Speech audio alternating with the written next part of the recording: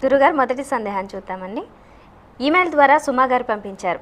స్త్రీలు వారంలో ఏ రోజు శిరస్నానం చేస్తే మంచిది తెలియచేయగలరంటూ కోరుతున్నారు. గురువారం నాడు విశేషంగా స్త్రీలు తలంటుకోవాలి, శిరస్నానం చేయాలి.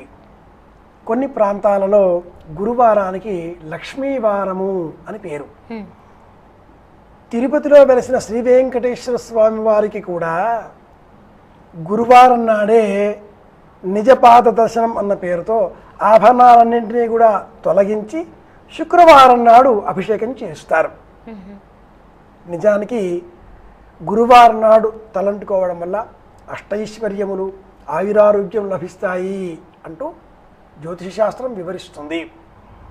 స్నానములు 16 రకములు. ఈ 16 రకముల స్నానములలో షడ్విధ స్నానములు 6 విధములైన స్నానములను మరింత విశేషంగా వివరించింది ధర్మశాస్త్రం. ఇందులో కాపిలము, వారుణము, జలావగాహో వారుణం, అలాగే అవభృతము, ఇంకా అనేక స్నానాలలో మంత్రపూతము, అన్నింటిలోకెల్లా కూడా సర్వశ్రేష్టమైనటువంటిది స్నానం చేసే సమయంలో గోవిందనామ స్మరణ చేయడం. శ్రీ గోవింద గోవింద అంటూ స్మరణ చేస్తూ స్నానం చేస్తే మరింత క్షేమం కలుగుతుంది. ఆడవాళ్ళైనా మగవాళ్ళైనా స్నానం చేసే సమయంలో గంగా గంగేతి యో బ్రూయాత్ యోజనాన అంశతైరపి ముచ్యతే సర్వపాపేభ్యః విష్ణులోకం సగచ్చతి అంబ తవద్దర్శనాన్ముక్తి నజానే స్నానజం ఫలం స్వర్గారోహణ సోపానే. ఇట్లా శ్లోకాలు చెప్పమంటే నేను బోర్డని చెబుతూ ఉంటాను.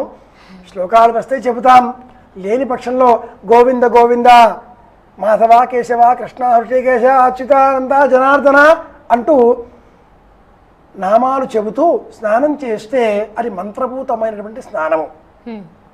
అలాగే గురువారం నాడు తలంటుకోవడం వల్ల ఆయుర్దాయము పెరుగుతుంది, ఆరోగ్యం లభిస్తుంది, వర్చస్సు కలుగుతుంది అని కూడా సంప్రదాయం చెబుతుంది.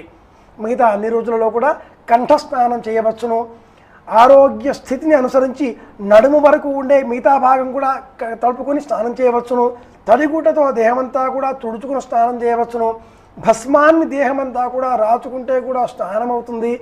ఎండకు నిలబడ్డా కూడా స్నానం అవుతుంది.